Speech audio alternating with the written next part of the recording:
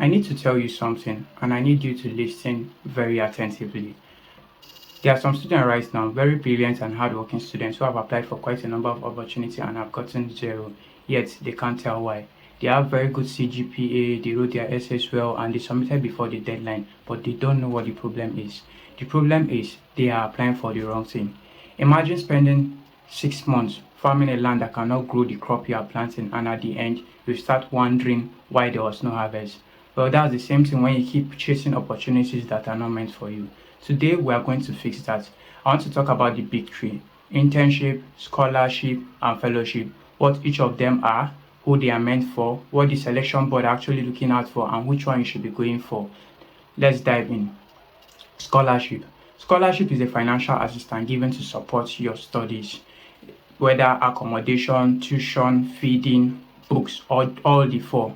The main purpose is to keep you focused in your studies. Scholarship is not a reward for having the highest CGPA in class.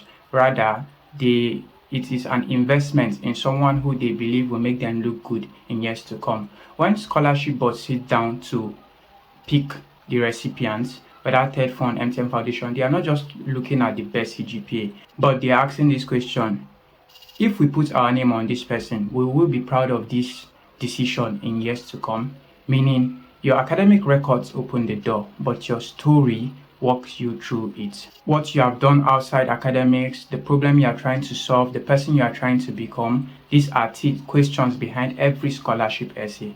The common mistake students make when applying for scholarship is having generic statement: I am passionate, hardworking, and from a humble background. The truth is, everyone applying is having the same story, and that story doesn't move anyone. The story that actually moves people is a specific story. I am trying to solve a problem in my community.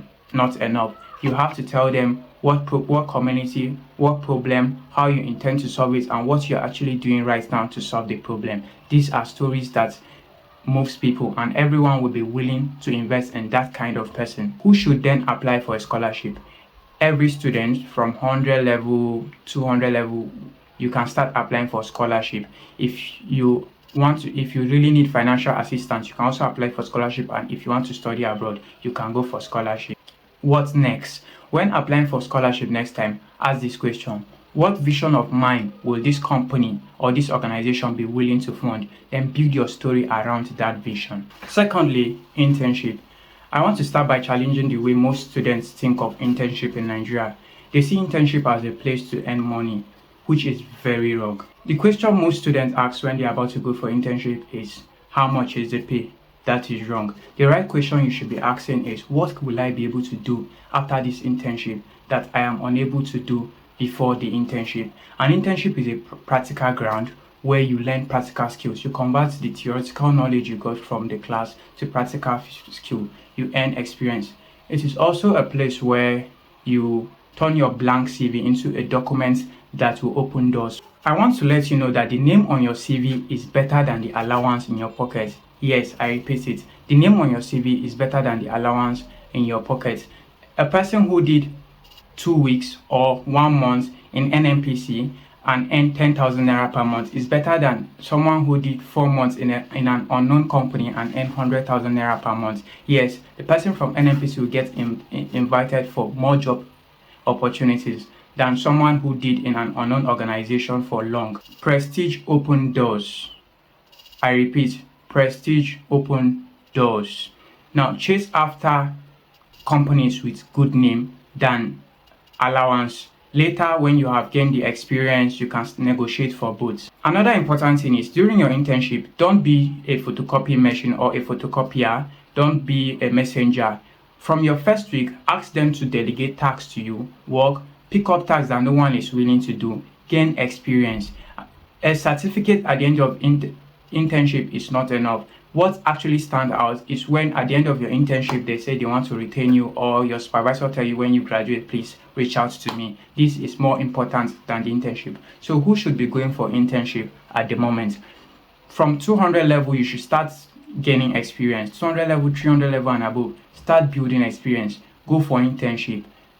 Build your own experience. What you should do right now, from the previous series on how to identify or how to secure opportunities, list out organizations you want to intern with, and use the ideas from the previous video to secure internship.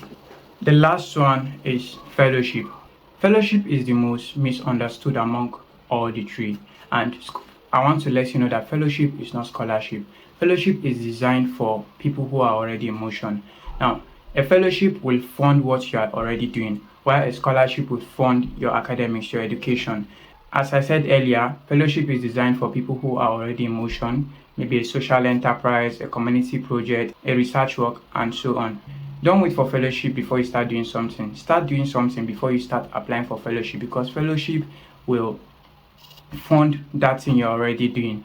A fellowship board are not looking at your transcript or your CGPA. They are looking at impact. What are you doing? What problem are you solving? How many people have you helped? What is currently in place that would have not been existing if you didn't come into the picture? These are things the fellowship board are actually looking out for. Another important thing is the most valuable fellowship in Nigeria is not just all about the money, but the network. You sit in a room with policy makers, with change makers, with big people, and you get connected. That is another valuable thing about fellowship. Then who needs fellowship? Anyone who is already doing something that is creating an impact in a community or in a space needs fellowship and can apply for fellowship.